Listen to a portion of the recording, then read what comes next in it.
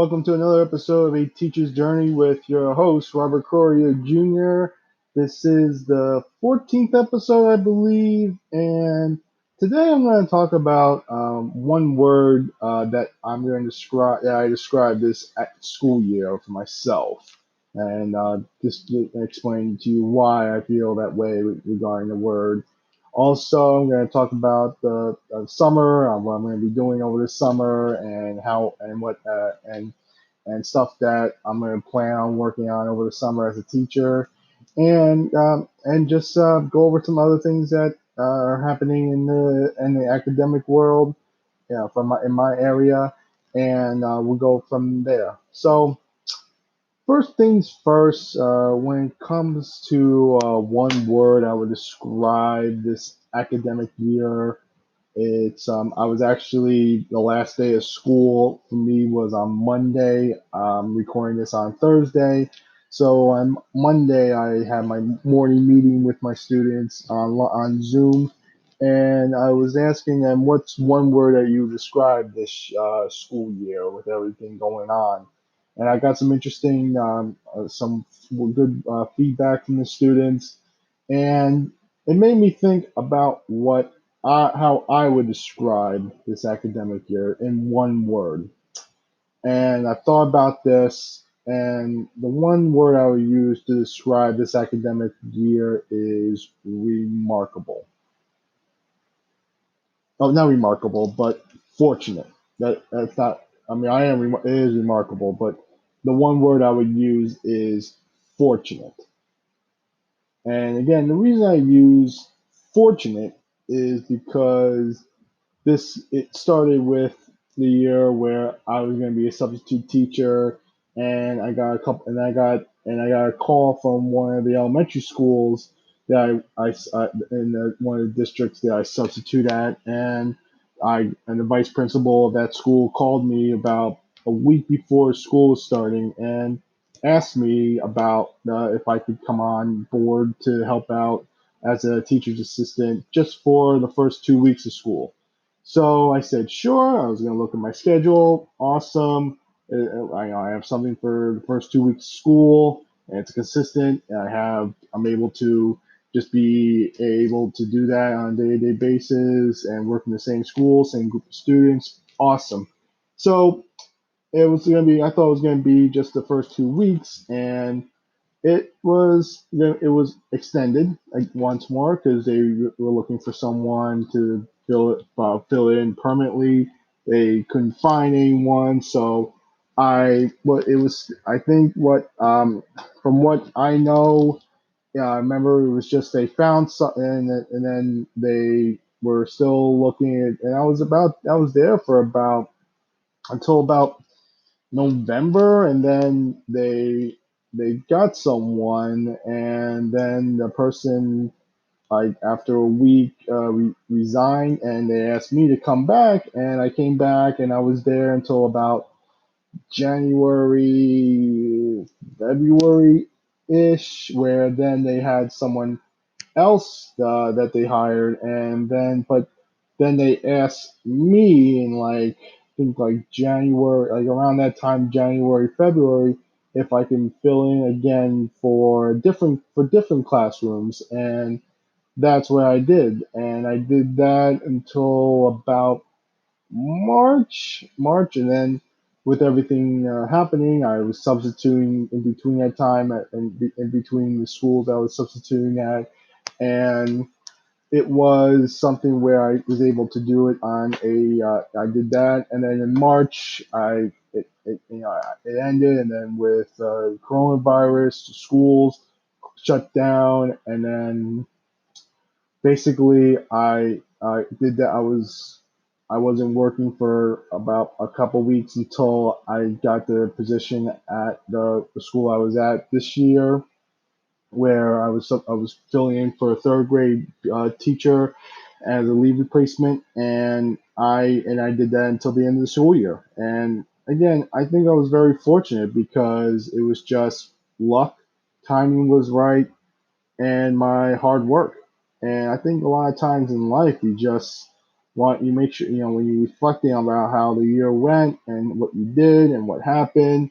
I use fortunate because I mean I think it's also remarkable. I think I think with everything that was going on and what I did this year, and it's something that I look at and I'm pretty proud of what I did this year. And again, there's always things that I can do better, and there's always other areas I can improve upon. It's not something that again. But I think just looking back on the year and what I did and what I was going through, it was really I was fortunate to get these opportunities and things that came my way, and it was also just remarkable because of what I did and how I did it. And I know I was going to just say one word, but it was actually two words: is fortunate and remarkable because just what everything that was going on in the year and with the students and getting to know them and them getting to know me. And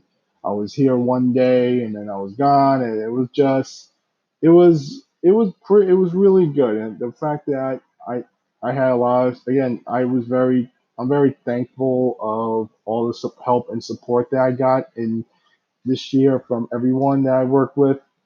I couldn't have done it without other people because it was just the fact that they were able to help me out during the time and support me.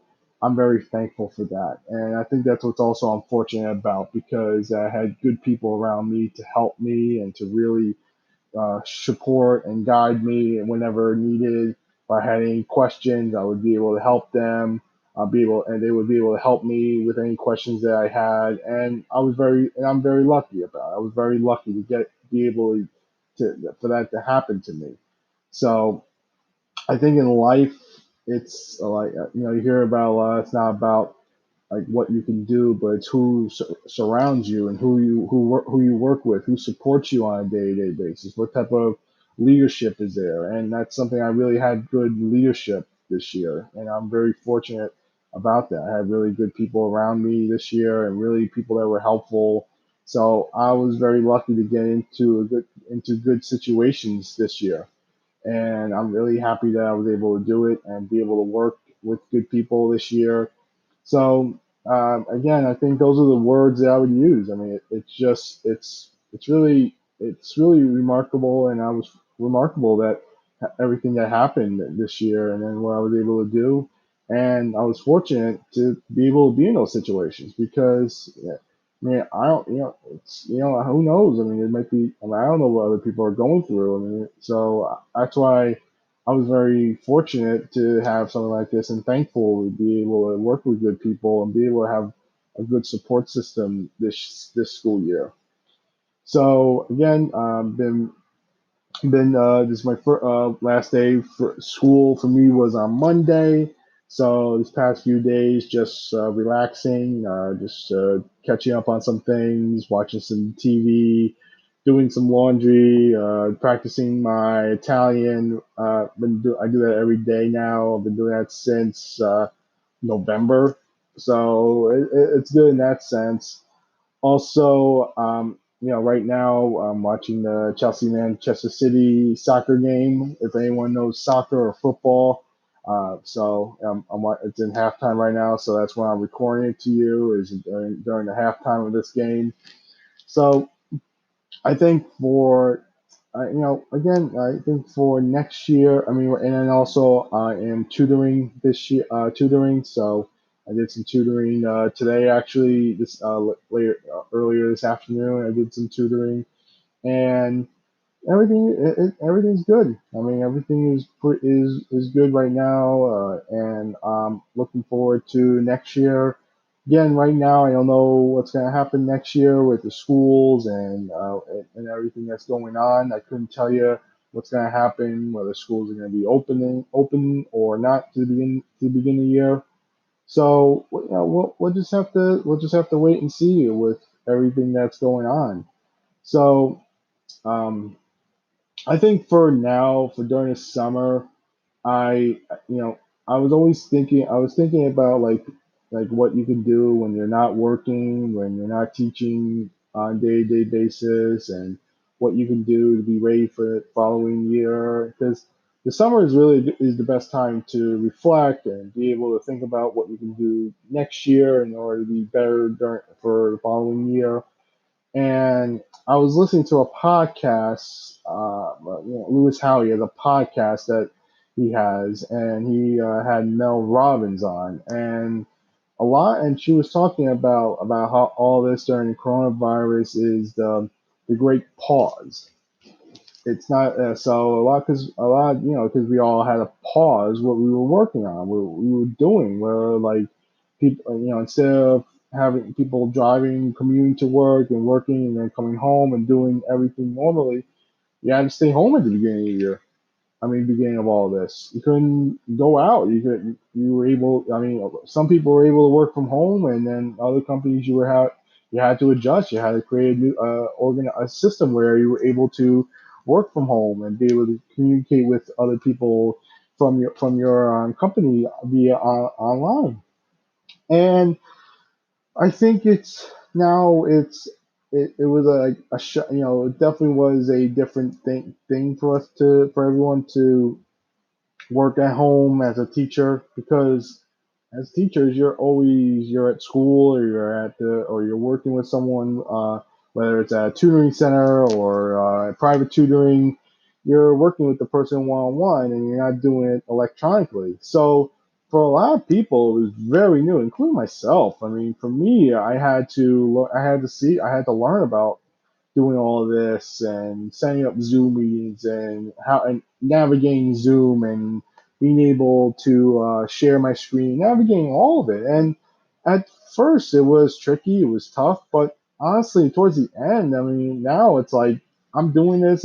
I'm very comfortable with it, and because I did it every day. The more you do it, the better you get at it. So what I'm trying to say now during the summer is what skills can you improve upon, and what skills can I improve upon?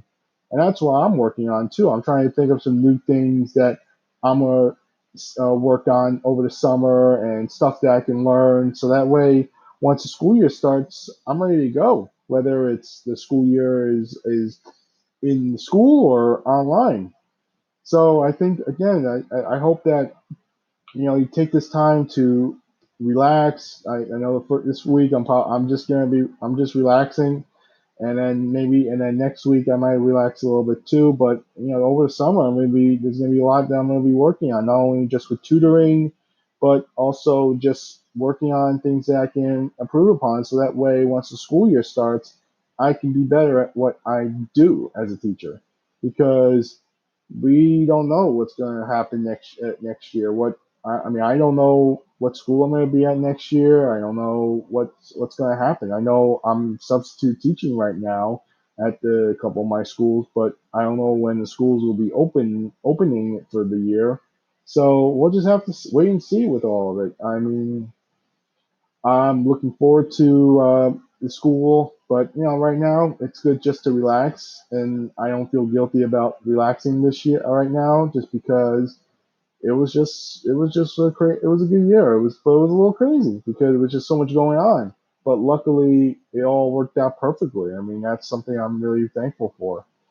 And again, just right now for me over the summer, I'm just gonna be tutoring, maybe doing some upside work. Not sure yet. But I'm gonna also, like I'm taking this week to relax, maybe a little bit next week to relax as well. Just just kind of wind down, just kind of recharge my batteries, because a lot happened over the summer, and I'm very fortunate that it worked out brilliantly, and stuff that I can take away that a learning experience, because that's all this as a teacher. You're taking each year as a learning experience. You're learning new things on a day-to-day basis, year-to-year basis.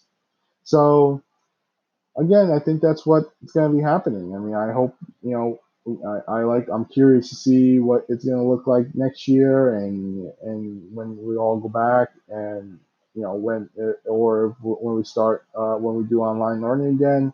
I just don't know when we're going to go when.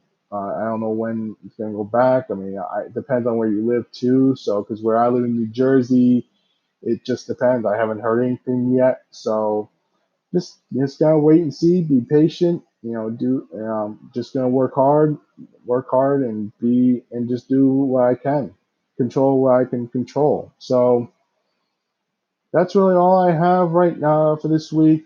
Thank you so much for listening. If you want to support the podcast, there's a link in the description where you can contribute towards it. So connect with me on social media. You can just find me on, you can just search my name on social media. I'm on Instagram and Twitter. Those are the places where you can reach me at. And thank you so much for listening to this today. And I will talk to you again next week. Take care. Bye bye.